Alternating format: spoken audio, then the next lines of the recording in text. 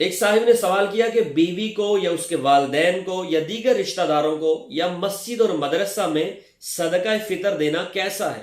تو یہ بات اچھی طرح ذہن نشین کر لیجئے کہ صدقہ فطر ان لوگوں کو دے سکتے ہیں جنہیں زکوٰۃ دی جا سکتی ہے،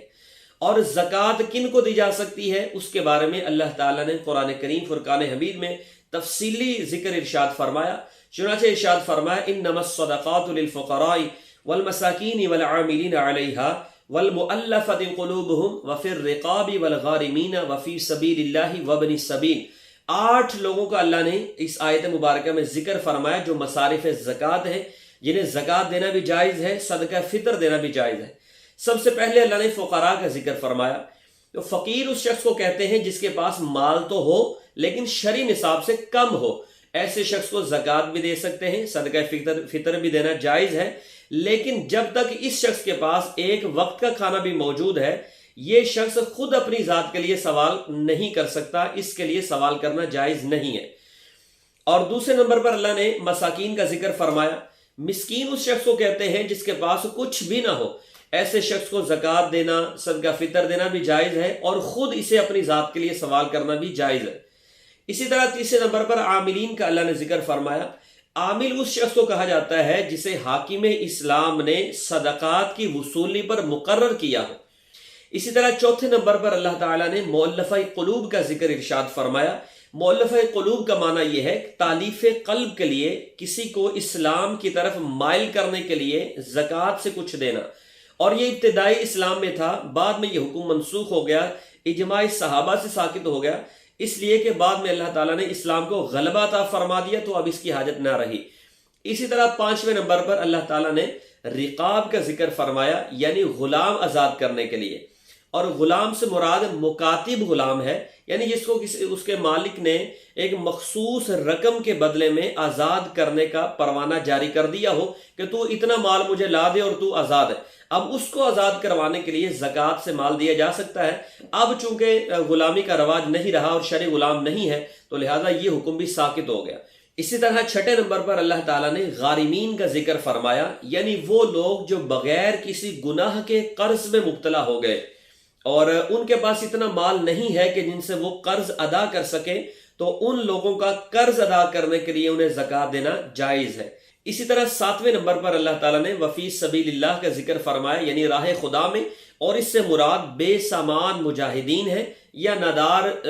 حاجی وغیرہ، اس سے مراد ہے کہ انہیں زکوٰۃ کے مال سے دینا جائز ہے۔ اسی طرح 8ویں نمبر پر اللہ تعالیٰ نے مسافر کا ذکر فرمایا، یعنی اس کے پاس اس وقت مال موجود نہ ہو جس وقت وہ حالت سفر میں ہے اور اس کے پاس مال ختم ہو گیا، اگرچہ گھر پہ اس کے پاس بہت سارا مال موجود ہو لیکن وہ مال حاصل کرنے کا کوئی ذریعہ موجود نہ ہو، تو اس شخص کو مال دینا، اس شخص کو زکوٰۃ دینا بالکل جائز ہے۔ لیکن چونکہ اس زمانے میں بہت سارے ایسے سورسز موجود ہیں کہ جن سے وہ مال منگوا سکتا ہے، ایزی پیسے کے ذریعے یا بینک اکاؤنٹ کے ذریعے یا دیگر اور کئی سہولیات موجود ہیں، تو لہذا اگر ایسی سہولیات موجود ہوں تو پھر اس شخص کو، اس مسافر کو زکوٰۃ کا مال نہیں دے سکتے، اور اگر ایسی کوئی راہ موجود نہ ہو تو پھر اس شخص کو، اس مسافر کو مال زکوٰۃ دیا جا سکتا ہے اگرچہ وہ گھر پر بہت ہی امیر ہو۔ تو یہ 8 لوگ ہیں جن کا ذکر اللہ تعالیٰ نے قرآن کریم فرقان حمید میں فرمایا، جنہیں مصارف زکوٰۃ کہا جاتا ہے، یعنی ان 8 لوگوں کو زکوٰۃ بھی دی جا سکتی ہے، صدقہ فطر بھی دیا جا سکتا ہے، اور ان 8 میں اللہ تعالیٰ نے مسجد اور مدرسے کا ذکر نہیں فرمایا۔ تو اس سے پتہ چلا کہ ڈائریکٹ مسجد کو دینا یا ڈائریکٹ مدرسے کو دینا کہ اس کی بلڈنگ وغیرہ تعمیر کر لی جائے، اس طرح نہ زکوٰۃ ادا ہوتی ہے نہ صدقہ فطر ادا ہوتا ہے۔ اور اس کے علاوہ جو دیگر رشتہ دار ہیں، جو سوال میں پوچھا گیا کہ بیوی ہے، والدین ہیں یا بہن بھائی ہیں یا دیگر رشتہ دار ہیں، ان کو زکوٰۃ دے سکتے ہیں یا نہیں دے سکتے؟ تو یاد رکھیے کچھ لوگ ایسے ہیں جن کو شریعت مطہرہ نے مستثنی قرار دے دیا ہے، یعنی اگرچہ اب یہ لوگ شریف فقیر ہی کیوں نہ ہو، مسکین ہی کیوں نہ ہو، ان کو مال زکوٰۃ سے نہیں دے سکتے، انہیں صدقہ فطر ادا نہیں کیا جا سکتا۔ ان میں سب سے پہلے سادات کرام ہیں کہ سادات کرام کو نہ زکوٰۃ دے سکتے ہیں نہ صدقہ فطر دے سکتے ہیں۔